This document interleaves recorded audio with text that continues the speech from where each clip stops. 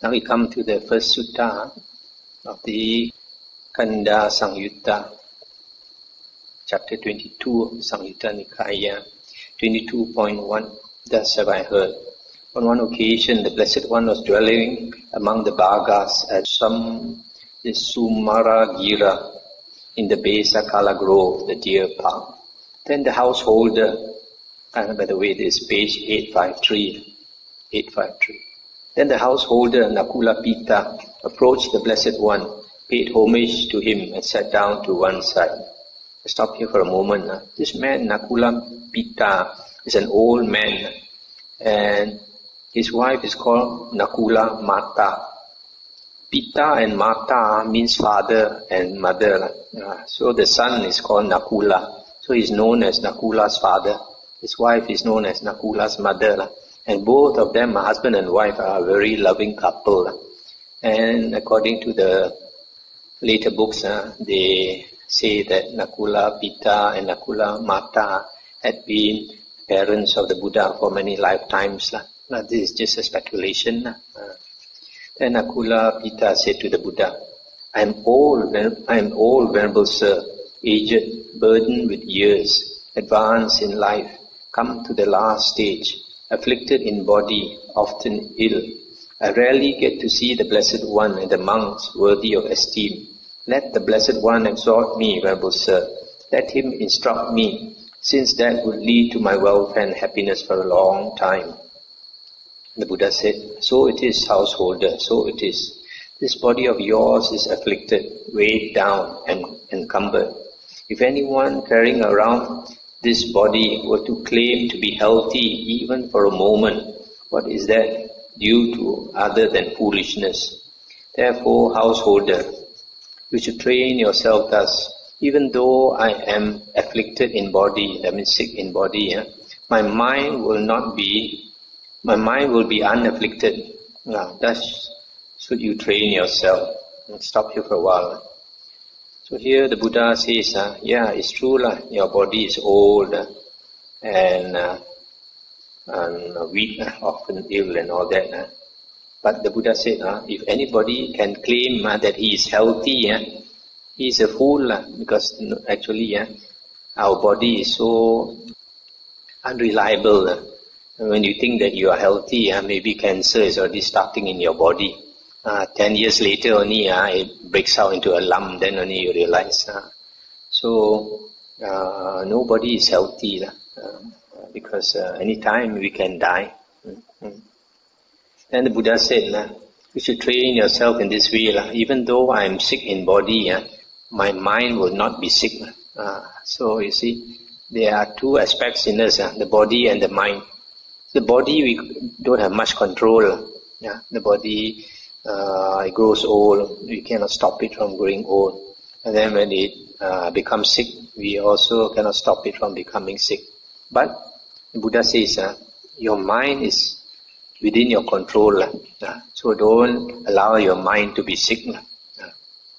Then the householder Nakula Pitta, having delighted and rejoiced in the Blessed One's statement, rose from his seat, and having paid homage to the Blessed One, keeping him on his right, he approached the Venerable Sariputta. Stop here for a moment. You see this Indian tradition, whenever he wants to take leave of the Buddha, he keeps the Buddha on his right side. That's a mark of respect. The Indian tradition, that's why I see, like when you listen to the Dhamma, we wear our robe covering the left shoulder, but we expose our right shoulder. That's a mark of respect. Also, when we sit in line, the monks, you see, the right side is always towards a more senior monk out of respect. So that's why the senior monk always sits on the right. So when he wants to take leave of the Buddha, also he always keeps the Buddha on his right and slowly walks away. He doesn't turn around with the back facing the Buddha. Having paid homage to the Venerable Sariputta, he sat down to one side. And the Venerable Sariputta then said to him, householder, your faculties are serene, your facial complexion is pure and bright. Did you get to hear a Dhamma talk today in the presence of the Blessed One? Why not, Venerable Sir? Just now I was anointed by the Blessed One with the ambrosia of a Dhamma talk. Sometimes this ambrosia is translated as the nectar of a Dhamma talk. With what kind of ambrosia of a Dhamma talk did the Blessed One anoint you, householder? And then, here, Venerable Sir, I approached the Blessed One, and the householder Nakulapita repeats his entire conversation with the Buddha. It was with the ambrosia of such a Dhamma talk, Venerable Sir, that the Blessed One anointed me. And Venerable Sariputta asked him, didn't it occur to you, householder, to question the Blessed One further as to how one is afflicted in body and afflicted in mind, and how one is afflicted in body but not afflicted in mind?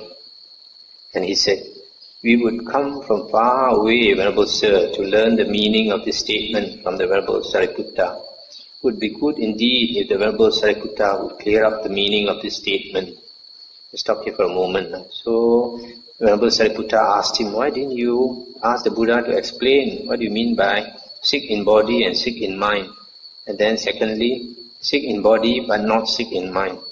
Then he said, he admitted he forgot to ask. He said he'd be willing to walk a long way to listen to Venerable Sariputta's explanation. And Venerable Sariputta said, then listen and attend closely, householder. I will speak. Yes, Venerable Sir, the householder Nakulapita replied. The Venerable Sariputta said this, how, householder, is one afflicted in body and afflicted in mind? Here, householder, the uninstructed worldling, who is not a seer of the noble ones, and is unskilled and undisciplined in their Dhamma, who is not a seer of superior persons, and is unskilled and undisciplined in their Dhamma, regards form or body as self, or self as possessing form, or form as in self, or self as in form. Let's stop here for a moment. So here, Venerable Sariputta says, the instructed or unlearned ordinary person, the unlearned ordinary person is the Putujana, who is not the seer of the noble ones. Unlearned ordinary worldling, he does not like to associate with Aryans, noble ones. And so because of that, he is unskilled in the Aryan Dhamma. He is not trained in the Aryan Dhamma. So he regards the body as a self, or self as possessing body. That means I am body, or body is mine, or I am in the body, or the body is inside me. He lives obsessed by the notions, I am form. I think I'll use the word body, it's more meaningful. He lives obsessed by the notions, I am body, body is mine. As he lives obsessed by these notions, that body of his changes and alters. With the change and alteration of body, there arise in him sorrow, lamentation, pain, displeasure and despair. Similarly, regards feeling as self, perception as self, etc., volition as self, consciousness as self, etc. In other words, he regards these aggregates as the self, or self as possessing any one of these aggregates, or the aggregate is in the self, or the self is in the aggregates. And then he lives obsessed by the notions, I am the aggregates are mine. As he lives obsessed by these notions, those aggregates of his changes and alters. With the change and alteration of the aggregates, there arise in him sorrow, lamentation, pain, displeasure and despair. It is in such a way, householder, that one is afflicted or sick in body and sick in mind. Let's stop here for a moment. So here, the ordinary person, he associates the five khandhas, the body and the mind, with the self. He thinks these five aggregates are me or mine, or I am in the five aggregates, or the five aggregates are inside me. But these five aggregates, body and mind, is in the world, and everything in the world is changing. I think it is mentioned somewhere that we can see the body changing very fast, but we don't see the mind changing even faster. So when the body changes, for example, we grow old, we look ourselves at our face in the mirror, year by year we grow older, becomes uglier, the body becomes weaker, we become sick more often. We are very lucky already if we don't get a major sickness like cancer.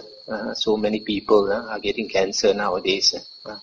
So because of change in the body, and not only your own body, those you associate with yourself, like my son, my daughter. If anything happens to your son or your daughter because of impermanent nature of the world, then you suffer. For example, your son gets cancer or your daughter gets cancer.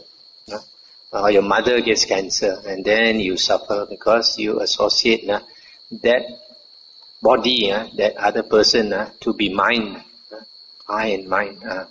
So there's the ordinary worldling. The ordinary worldling regards the body and the mind, whether his own or his beloved ones, to be I and mine. So when change comes, and change must come. In this world, nothing ever stands still. It's constantly changing. That's the nature of the world. So when change comes, and we want to hold on to happiness, we don't want it to change. And then when change comes, we suffer. That is how a person is sick in body and sick in mind. Sick in body is like your body changes or somebody else's body changes. And sick in mind is when you think about it, then you have mental suffering. In addition to the body suffering, you have mental suffering. For example, say your son last night went to the karaoke or somewhere and got into a fight and got killed. And then you suffer mental pain, and then when you think about it, one thought becomes 10 thoughts. 10 thoughts become 100 thoughts. 100 thoughts becomes 1,000 thoughts. This is the nature of the mind. The Buddha calls it papancha, the tendency for proliferation of the mind. So when you think so much, then the suffering becomes unbearable. Some people, because somebody they love has passed away, they become even mad, go out of their mind, deranged. On the other hand, say like somebody becomes sick, suddenly he realizes that he got cancer. Then the cancer, the sickness of the body gives him physical pain that is sick in the body. But then when he thinks about it, that his life, the doctor says it's only 6 months more. He has 6 months more to live. And he thinks about it, then he gets mental suffering also. So that is being sick in the body and sick in the mind. But afterwards we'll hear about the Arya. And how householder is one afflicted in body but not afflicted in mind, or sick in body but not sick in mind. Here householder, the instructed noble disciple who is a seer of the noble ones and is skilled and disciplined in their Dhamma, who is a seer of superior persons and is skilled and disciplined in their Dhamma, does not regard form as body as self, or self as possessing body, or body as in the self, or self as in the body. He does not live obsessed by the notion, I am body, body is mine. As he lives unobsessed by these notions, that body of his changes and alters. With the change and alteration of body, there do not arise in him sorrow, lamentation, pain, displeasure and despair. He does not regard feeling as self, or self as possessing feeling, or feeling as in self, or self as in feeling. Similarly, in regards to perception and volition and consciousness, he does not regard the aggregates as the self, or self as possessing the aggregates, or the aggregates as in the self, or self as in the aggregates. He does not live obsessed by the notion, I am the aggregates, or aggregates are mine. As he lives unobsessed by these notions, those aggregates of his changes and alters. With the change and alteration of the aggregates, there do not arise in him sorrow, lamentation, pain, displeasure and despair. It is in such a way, householder, the one is sick in body, but not sick in mind. This is what the Venerable Sariputta said. Elated the householder Nakulapita, delighted in the Venerable Sariputta statement. That's the end of the sutta.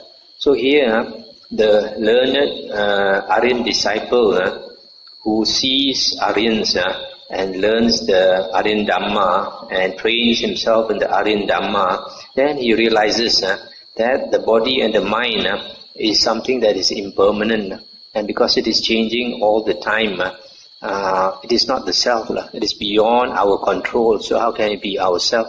It does not even belong to us, because if something belongs to us, we have control over it. If money is mine, I can use it as I wish. But this body is not yours, because the Buddha says you have no control over it. When it's aging, can you ask it to stop aging? You cannot. When it's sick, can you ask it to get well? You cannot. Beyond your control. Even the mind also. The mind works in a way. Sometimes those thoughts that you don't want, you don't think you should be thinking certain thoughts, but you start thinking those thoughts are a habit. Sometimes you don't want to be angry, but you get angry because you find it difficult to control your mind. So the Buddha says that's why the body and mind is not yours. So the Aryan disciple, he dissociates himself from the body and the mind. He does not associate, he does not identify himself with the body and the mind. Although he still has a self, he has the feeling that the self exists, but he can see clearly because the body and the mind is changing all the time. It cannot be I or mine. So he does not identify with the body and the mind as the self, but he still has a self. But at least when he can do that, then he becomes an Arya. Then when the body changes or the mind changes, the body is sick, but the mind, he does not grieve, he does not affect his mind, because once a person understands the Dhamma, then he understands that the world goes in a certain pattern. You cannot change the world. You cannot change the world. So we have to accept whatever that comes. We just accept and do the best that we can. Whatever comes now is a result of the past. The past karma, the past conditions have created the conditions today.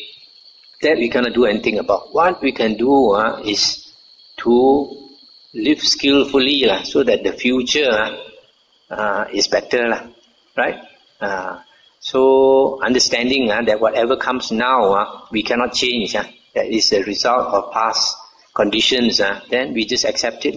When we accept it, then there is no mental dukkha. The mental dukkha comes from thinking. When you don't accept it, then you keep thinking, and your suffering multiplies. But you accept whatever comes as something that you cannot change due to previous conditions. So you accept whatever comes along, and then you realize that you can only try to condition the future. So now you change your life to lead a very skillful life, so that tomorrow and the day after you become a happier person. But whatever we do now, it will influence our future. So because of that, because we don't refuse to accept, we accept whatever comes, then we don't have that mental torture that comes from thinking about it. It's only when we don't accept, and then we start thinking and we start regretting and we start all that, and then it multiplies and multiplies until you cannot sleep, until you go out of your mind. The second sutta, 22.2. On one occasion, the Blessed One was dwelling among the Sakyans, where there was a town of the Sakyans named Devadaha. Then a number of westward bound monks approached the Blessed One, paid homage to him, sat down to one side and said to him, "Venerable Sir, we wish to go to the western province in order to take up residence there." And the Buddha said, "Have you taken leave of Sariputta monks?" "No, Venerable Sir." "Then take leave of Sariputta monks. Sariputta is wise. He is one who helps his brothers in the holy life."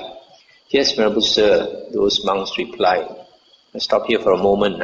You see, these monks, they are leaving, so they came to inform the Buddha. And because the Buddha has so much respect for Venerable Sariputta, considers Venerable Sariputta as his right-hand disciple, so he told the monks, "Have you informed Venerable Sariputta that you are leaving?" And they said, "Not yet." They say, "You better go and inform Venerable Sariputta." On that occasion, the Venerable Sariputta was sitting not far from the Blessed One in a cassia bush. And those monks, having delighted and rejoiced in the Blessed One's statement, rose from their seats and paid homage to the Blessed One. Then keeping him on their right, they approached the Venerable Sariputta. They exchanged greetings with the Venerable Sariputta, and when they had concluded their greetings and cordial talk, they sat down to one side and said to him, "Friend Sariputta, we wish to go to the western province in order to take up residence there. We have taken leave of the teacher." Stop here for a moment. So you see, Venerable Sariputta what we call the Tai Si Heng, elder Dhamma brother, eldest Dhamma brother. And here they call him friend, Avuso. During the Buddha's time, all the monks address each other as Avuso. It's translated as friend or reverend. But later, when the Buddha was about to enter Nibbana, then he saw that in the future, monks would not have respect for each other. So he instructed the Sangha that junior monks should call senior monks as Bante. And senior monks can address junior monks either as Avuso or just call them directly by their name. Then Venerable Sariputta told them, "Friends, there are wise Khattiyas. Khattiyas are the warrior caste. Wise Brahmins, wise householders, and wise ascetics who question a monk when he has gone abroad. For wise people, friends, are inquisitive. What does your teacher say? What does he teach? I hope that you, Venerable Ones, have learned the teachings well, grasped them well, attended to them well, reflected on them well, and penetrated them well with wisdom, so that when you answer, you will state what has been said by the Blessed One, and will not misrepresent him in what is contrary to fact, so that you will explain in accordance with the Dhamma, and no reasonable consequence of your assertion would give grounds for criticism." Let's stop here for a moment. So here, the Venerable Sariputta asked them, in case other people ask you, what does your teacher say? What does your teacher teach? I hope you can answer. Just putting it in a nice way, instead of telling them. When people ask you, what is the Buddha's teachings, you know how to explain or not? So when a monk goes away from the teacher, he's on his own. So he's representing the Sangha. So he should be able to project a good image. That's why in the Vinaya rules, if a monk has not attained 5 vasa, he is considered a novice monk, new monk, Navaka Bhikkhu, a new monk. So according to the Vinaya rules, a new monk is not allowed to go here, go there by himself. He's supposed to go with a senior monk, more than 10 years old. Because if a junior monk goes here, goes there by himself, he does not behave well, then he will project a bad image of the Sangha, and especially of his teacher. People will say, "Oh, this fellow is such and such a Venerable's disciple. See how he behaves. That's the way his teacher teaches him." So, in strict monasteries, if a junior monk wants to go, for example, to visit his parents, even if he goes overseas, a senior monk will accompany him. So a lot of monks, they are not learned in the Vinaya. So sometimes when you try to train them in this way, they get annoyed. They think they are just like earlier we read the sutta about the monks. They think the senior monks can go and associate with lay people. I also can go and associate with lay people and that. And then they said, "We would come from far away, friend, to learn the meaning of this statement from the Venerable Sariputta. It would be good indeed if the Venerable Sariputta would clear up the meaning of this statement." "Then listen and attend closely, friends. I will speak." "Yes, friend," those monks replied. The Venerable Sariputta said this: "There are, friends, wise Khattiyas, wise Brahmins, wise householders, and wise ascetics who question a monk when he has gone abroad. For wise people, friends, are inquisitive. What does your teacher say? What does he teach? Being asked thus, friends, you should answer. Our teacher, friends, teaches the removal of desire and lust. When you have answered thus, friends, there may be wise Katyas, etc., who will question you further, for wise people are inquisitive. In regard to what does your teacher teach the removal of desire and lust? Being asked thus, friends, you should answer, our teacher, friends, teaches the removal of desire and lust for body, the removal of desire and lust for feeling, perception, volition, consciousness. I'll stop here for a moment. So here, Sariputta says, if anybody asks, you should say, the Buddha teaches the removal of desire and lust for body, feeling, perception, volition and mind. That means not to be attached to body and mind. When you have answered thus, friends, there may be wise Katyas, etc., who will question you further, for wise people are inquisitive. Having seen what danger does your teacher teach the removal of desire and lust for body, feeling, perception, volition and consciousness? Being asked thus, friends, you should answer thus. If, friends, one is not devoid of lust, desire, affection, thirst, passion and craving in regard to body, then when the change and alteration of body, that with the change and alteration of body, there arises in one sorrow, lamentation, pain, displeasure and despair. Similarly, if, friends, one is not devoid of lust, desire, affection, thirst, passion and craving in regard to feeling, perception, volition and consciousness, then with the change and alteration of the aggregates, there arise in one sorrow, lamentation, pain, displeasure and despair. Having seen this danger, our teacher teaches the removal of desire and lust for body, feeling, perception, volition, consciousness. I'll stop here for a moment. So here, Venerable Sariputta further explained that the Buddha teaches the removal of desire for the five aggregates because the five aggregates are going to change because they are impermanent. Their nature is to change. So when they change and you are attached to them, then you will experience suffering. When you have answered thus, friends, there may be wise Katyas, etc., who will question you further, for wise people are inquisitive. Having seen what benefit does your teacher teach the removal of desire and lust for body, feeling, perception, volition and consciousness? Being asked thus, friends, you should answer thus.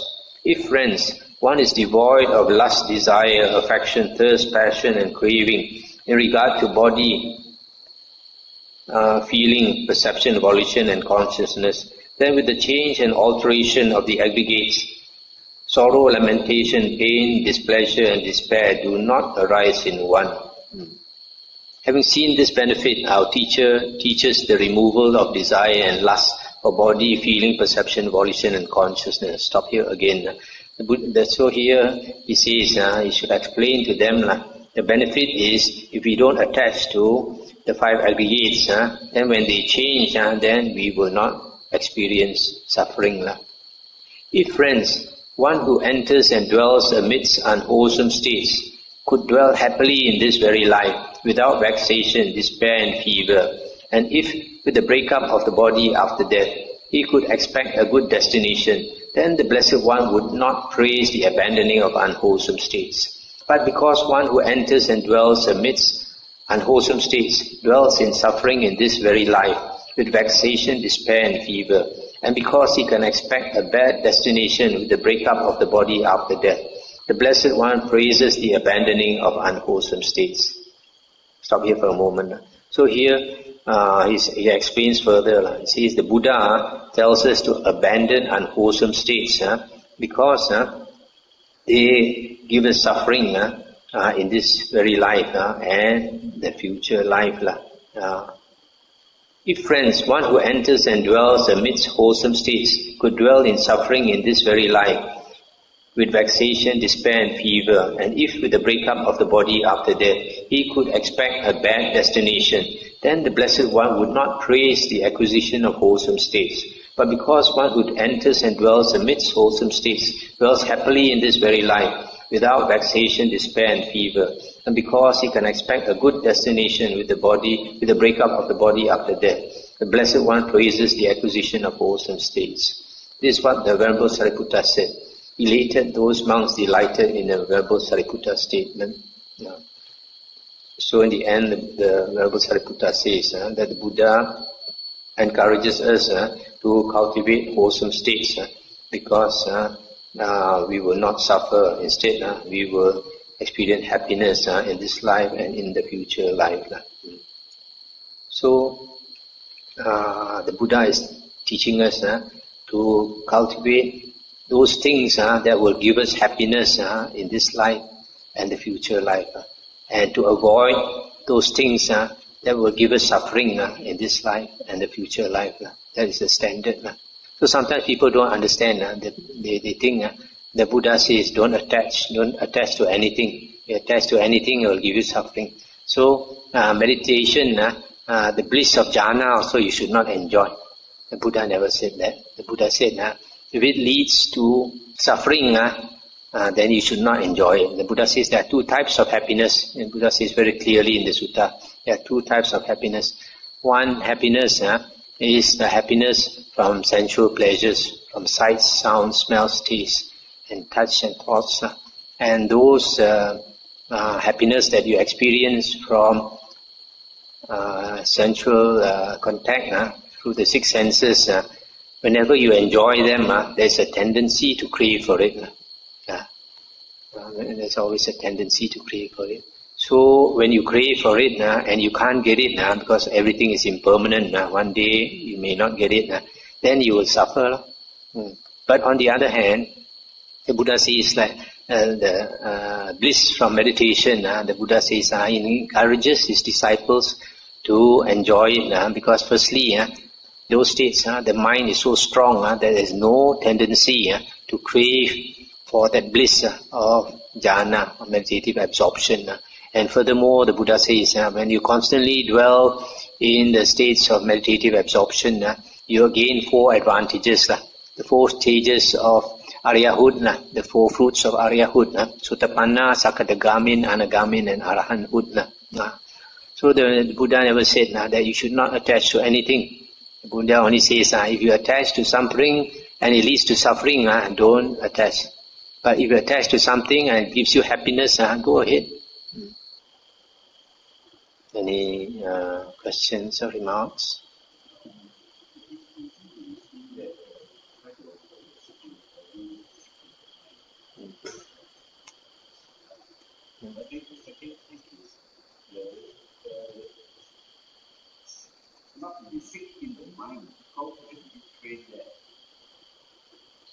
That is from seeing the Dhamma clearly.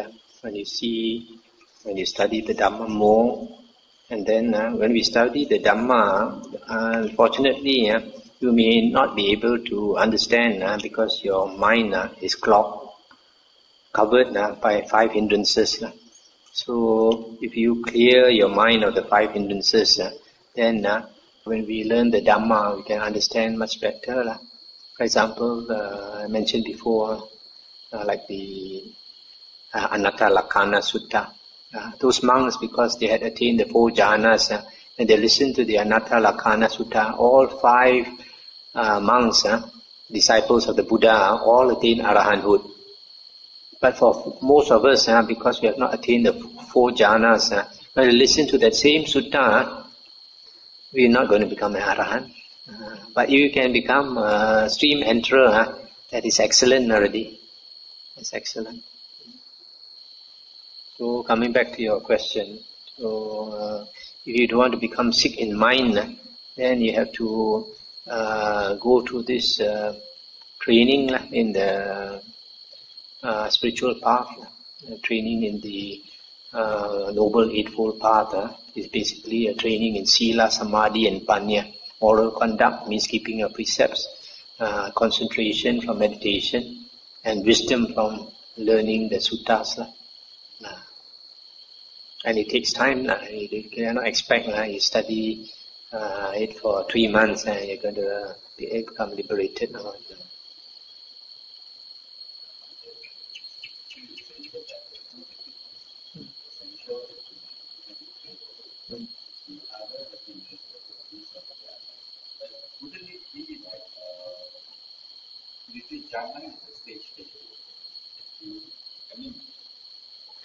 talk about myself, when we meditate, sometimes we get into a very calm state,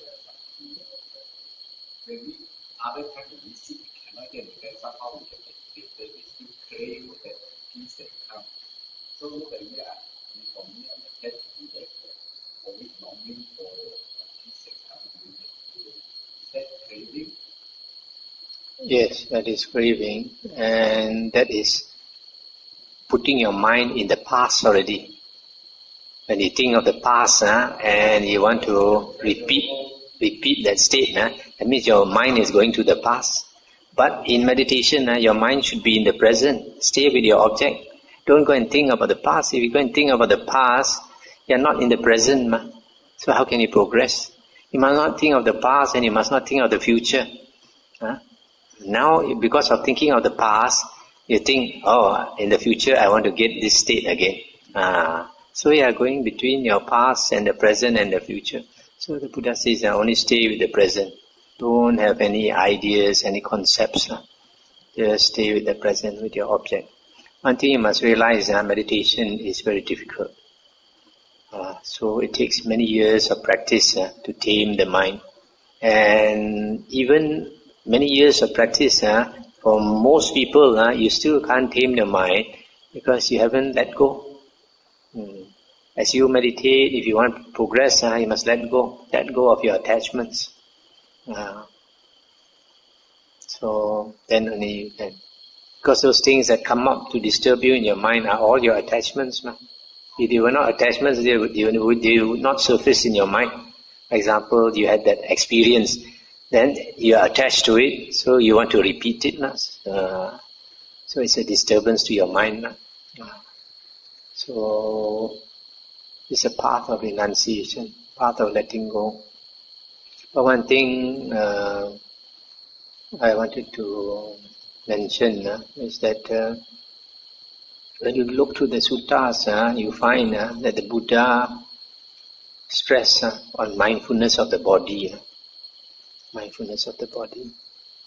And for quite some time, I could not understand why the Buddha talked about mindfulness of the body.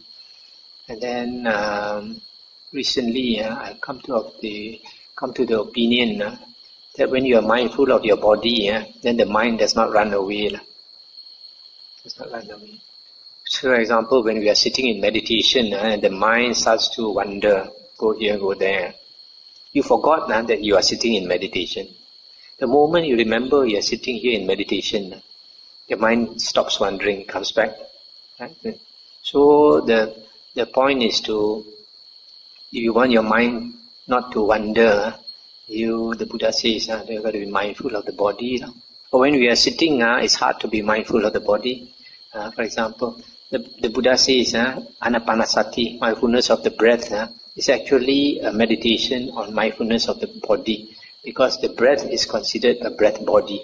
The breath goes in and the breath goes out. That is considered a body.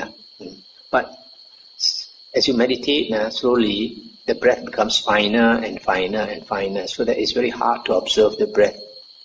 Then your mind will start to wander. Now one way to bring it back is to move your fingers. Move your fingers lightly. Say, for example, your right finger, and then your left finger, then your right finger, and your left finger. At the same time, if you want, you can do chanting. Like Namo Tassa Bhagavato Arahato Samma Sambuddhassa. Namo Tassa, like that. So you synchronize your chanting with your movement of your thumb. And this movement of the thumb will keep your mind from straying. The moment you stop moving your thumb, because the mind is weak, if you continue chanting, very soon you get pulled away already. So it's a good practice. For example, when you lie down, you feel you're very tired in the afternoon. You need to lie down. But you're afraid if you lie down, you're going to sleep for a long time. You can do the same thing. You move.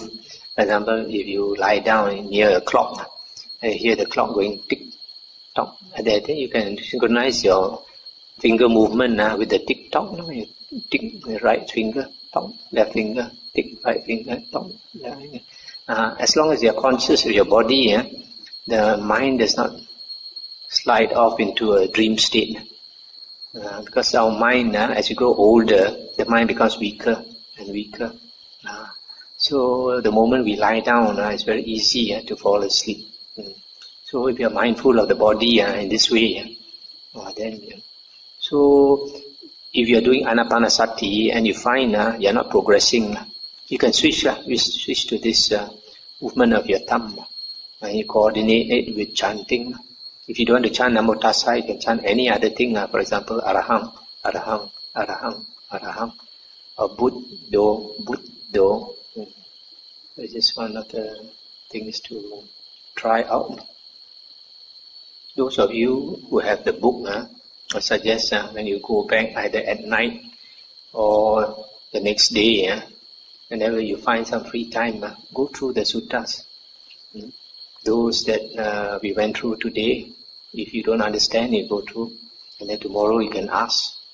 Then tomorrow you try to read the suttas that are coming up. That's coming up at night, so that you are prepared. So that when I go through the suttas, if there's something you don't understand, you can question. So this is the best time to understand the suttas. And you are very lucky you have the book. Try to read it as much as you can. I have to do homework every day, so you also should do some homework. How to transfer merit.